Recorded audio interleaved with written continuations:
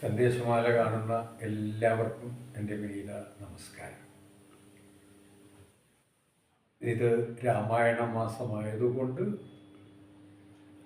ഒരു വീഡിയോ രാമനെ കുറിച്ചുള്ളതാണ്. രാമൻ ആത്മാരാമനാണ്, മനോഹൃദയങ്ങളെ സന്തോഷിപ്പിക്കുന്നവൻ. ആ രാമനെ അയോധ്യയിലെ രാജാവായി നാം അറിയുന്നു. അയോധ്യ എന്ന് പറഞ്ഞാൽ അദൃശ്യ ദുഷ്ട ശക്തികൾക്ക് കടന്നു ചെല്ലാൻ സാധിക്കാത്തതായ സ്ഥലം എന്നാണ് അർത്ഥം. ആ സ്ഥലം ഹൃദയമാണ്. അവിടെയാണ് രാമൻ വസിക്കുന്നത്.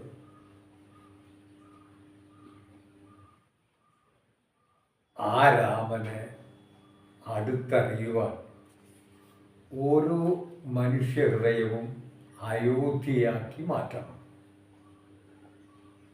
എല്ലാ ദുർവിചാരങ്ങളിൽ നിന്നും വിമുക്തമാകണം. രാമൻ ഒരു സാമാന്യ മനുഷ്യനെ പോലെയാണ് ജീവിച്ചത്. എന്നാൽ ഒരു സാധാരണ മനുഷ്യന് രാമനെ പോലെ ജീവിക്കാനാവൂ? ആവണം. അതിന് കഴിഞ്ഞെങ്കിൽ മാത്രമേ നിന്ദയിലും സ്തുതിയിലും സുഖ ദുഃഖങ്ങളിലും ലാഭനഷ്ടങ്ങളിലും സമനില പുലർത്തുന്ന സമീപനം സ്വീകരിക്കാനാവൂ. അതായിരുന്നു രാമൻ. ആ രാമനാണ് അയോധ്യ ഭരിച്ചത്.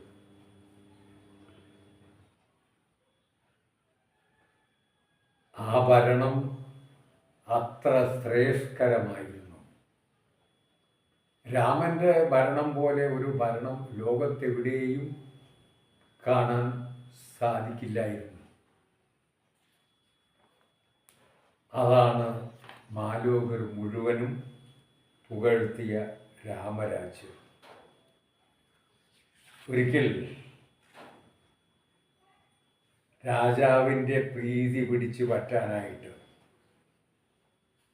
ഒരു പറ്റം പരിചാരകർ രാജാവിനെ സ്തുതിച്ചുകൊണ്ട് പറയുകയാണ്, അങ്ങയുടെ രാജ്യം ഇപ്പോൾ രാമരാജ്യം പോലെയാണ്. അങ്ങയുടെ ഭരണം രാമൻ്റെ ഭരണത്തിന് തുല്യമാണ്. ഇത് പറഞ്ഞപ്പോൾ രാജാവിന് വലിയ അഭിമാനം തോന്നി. എല്ലാവർക്കും നിറയെ പാരിതോഷികങ്ങളും കൊടുത്തു. ഇത് കണ്ട ഒരു കാക്ക അവിടെ നിന്ന് ഉറക്കെ ചിരിച്ചു.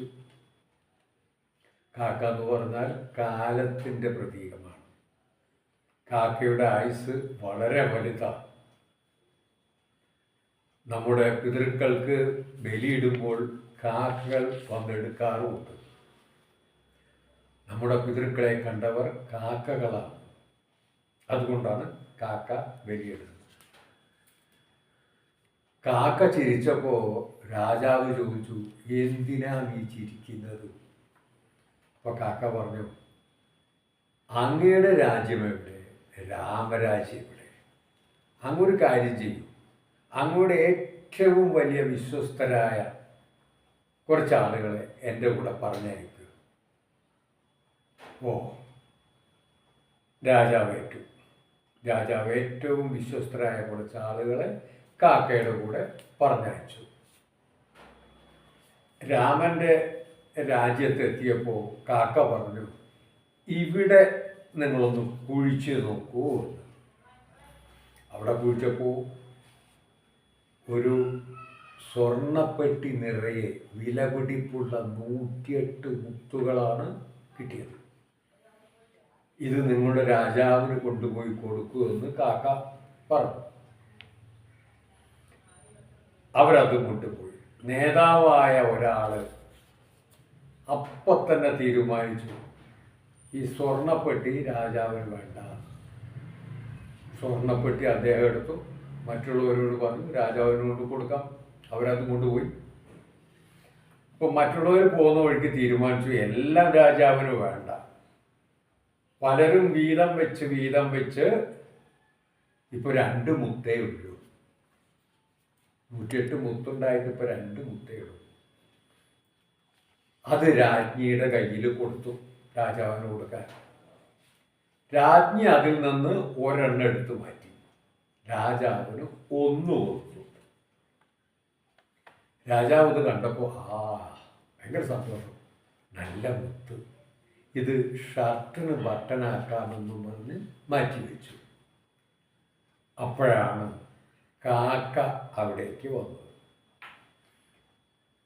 കാക്ക ചോദിച്ചു, ധാരാളം മുത്തുകൾ കൊടുത്തയച്ചിരുന്നു, കിട്ടിയോ? കിട്ടി എന്ന് രാജാവ് പറഞ്ഞപ്പോൾ കാക്ക പറഞ്ഞു, ഇതാണ് രാമരാജ്യവും അങ്ങയുടെ രാജ്യവും തമ്മിലുള്ള വ്യത്യാസം. ഒരു സ്വർണ്ണപ്പെട്ടി നിറയെ 108 മുത്തുകൾ ഞാൻ കൊടുത്തയച്ചിട്ട് താങ്കളുടെ കയ്യിൽ കിട്ടിയത് 1 മുത്ത് മാത്രം. രാജകൊട്ടാരത്തിലേക്ക് കൊണ്ടുവന്ന 2 എണ്ണം, അതിൽ 1 അങ്ങയുടെ പത്നി എടുത്തു മാറ്റി. അങ്ങക്ക് കിട്ടിയത് ദേവസ്വത്തിലേക്ക് മുതൽക്കൂട്ടാക്കാൻ ശ്രമിക്കാതെ അങ്ങ് ഷർട്ടിന് ബട്ടണാക്കാൻ തീരുമാനിച്ചു. ഇത് രാമന്റെ കാലത്ത് സീതാദേവിക്ക് ഒരാൾ സംഭാവന നൽകിയതാണ്. ദേവി പറഞ്ഞു, എനിക്കിത് വേണ്ട, അവിടെ വെച്ചേക്കൂ എന്ന്. അന്ന് അവിടെ വെച്ചതാ. 1000 കൊല്ലം കഴിഞ്ഞിട്ടും അതാരും എടുത്തിട്ടില്ല. അതാണ് രാമരാജ്യം. ആ വിശ്വാസം നിങ്ങളുടെ രാജ്യത്തിലുണ്ടോ? സത്യസന്ധത അതുമാത്രമായിരുന്നു രാമരാജ്യത്തിൻ്റെ മുഖമുദ്ര. ആ സത്യസന്ധത ഇന്ന് എവിടെ തിരിഞ്ഞാലാണ് നമുക്ക് കിട്ടാനുള്ളത്? ഈ തത്വത്തെ രാമായണത്തിൽ നിന്നെടുത്താണ്. വെറുതെ ഒന്ന് ആലോചിക്കുക.